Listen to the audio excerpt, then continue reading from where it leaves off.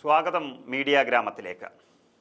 മയക്കുമരുന്ന് തലക്ക് പിടിച്ച് കേരളം വല്ലാത്തൊരു ഭ്രാന്താലയമായി മാറിക്കൊണ്ടിരിക്കുകയാണ്.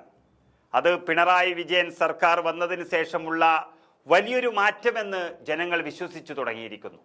ആ സംസ്ഥാന സർക്കാരിനെതിരെ പ്രതിഷേധം ശക്തമാക്കാൻ UDF നേതൃത്വവും ഇപ്പോൾ ഉണർന്നു കഴിഞ്ഞു എന്ന് വേണമെങ്കിൽ പറയാം.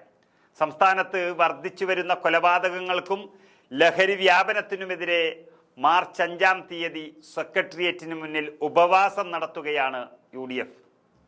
നോ ക്രൈം നോ ഡ്രഗ്സ് എന്ന മുദ്രാവാക്യം ഉയർത്തിക്കൊണ്ടായിരിക്കും ഈ ഉപവാസ സമരം നടക്കുന്നത്.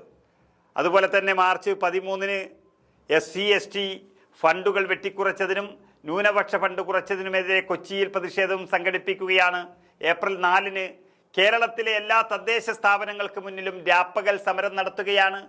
ഏപ്രിൽ 10-ന് മലയോര കർഷകരെ അണിനിരത്തി മലയോര ജില്ലകളിൽ ഫോറസ്റ്റ് ഓഫീസ് മാർച്ച് നടത്തുകയാണ്.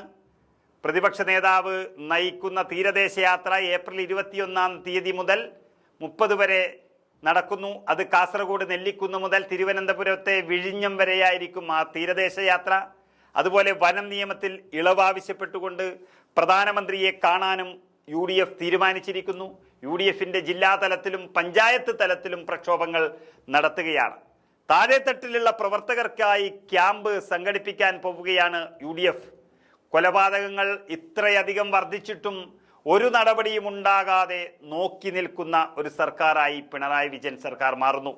നമുക്കറിയാം, രമേശ് ചെന്നിത്തല കേരളത്തിന്റെ ആഭ്യന്തരമന്ത്രിയായിരിക്കുമ്പോൾ ഒരൊറ്റ മണിക്കൂർ കൊണ്ട് കേരളത്തിനുള്ളിലെ എല്ലാ മയക്കുമരുന്ന് കച്ചവടക്കാർക്കെതിരെയും മയക്കുമരുന്നിനെതിരെയും വമ്പിച്ച രീതിയിലുള്ള മുന്നേറ്റങ്ങളും റെയ്ഡുകളൊക്കെ നടന്നിട്ടുണ്ട്. പക്ഷേ ഇപ്പോൾ ഒരു കാരണവശാലും അതിനൊന്നും തയ്യാറല്ല എന്നുള്ള രീതിയിൽ പിണറായി സർക്കാർ നിൽക്കുന്നു എന്നുള്ള ആരോപണമാണ് UDF ഉന്നയിക്കുന്നത്. കൊലപാതകത്തെ പ്രോത്സാഹിപ്പിക്കുന്ന ഒരു രാഷ്ട്രീയ സംസ്കാരമാണ് ഇതിന് കാരണമെന്നും UDF പറയുന്നു. കൊലയാളികളെ സംരക്ഷിക്കുന്ന പാർട്ടിയുടെ നേതാവാണ് മുഖ്യമന്ത്രി പിണറായി വിജയൻ. ആർക്കും ആരെയും കൊല്ലാമെന്നൊരു സ്ഥിതിയാണ് കേരളത്തിൽ ഉള്ളത് എന്നുമാണ് UDF തുറന്നടിച്ചിരിക്കുന്നത്. രാസലഹരിയുടെ പറുദീസയായി കേരളത്തെ മാറ്റിയത് ഈ സർക്കാരാണ്. പോലീസും എക്സൈസും നിഷ്ക്രിയമാണ് കേരളത്തിൽ. ആ ലഹരി കേസുകളിലെ പ്രതികളെല്ലാം കൂടുതലും DYFIക്കാരും SFIക്കാരുമാണെന്നും UDFന്റെ കൺവീനർ MM ഹസൻ പറഞ്ഞുകൊണ്ടാണ് ഈ സമരപ്രഖ്യാപനങ്ങൾ നടത്തിയിരിക്കുന്നത്. അതിനെല്ലാം അർത്ഥം ഇപ്പോൾ കേരളത്തിൽ സംഭവിച്ചു കൊണ്ടിരിക്കുന്ന ഈ വലിയ രാസമാറ്റം അത് കേരളത്തെ നശിപ്പിച്ചേ അടങ്ങൂ എന്നുള്ള സ്ഥിതി വന്നത് കൊണ്ട് തന്നെ UDF ഉണർന്നിരിക്കുന്നത് കേരളത്തിലെ ജനങ്ങൾക്ക് വേണ്ടിയാണ്, ജനങ്ങളുടെ ആവശ്യപ്രകാരമാണ് എന്ന് നമുക്ക് ഉറപ്പിക്കാം.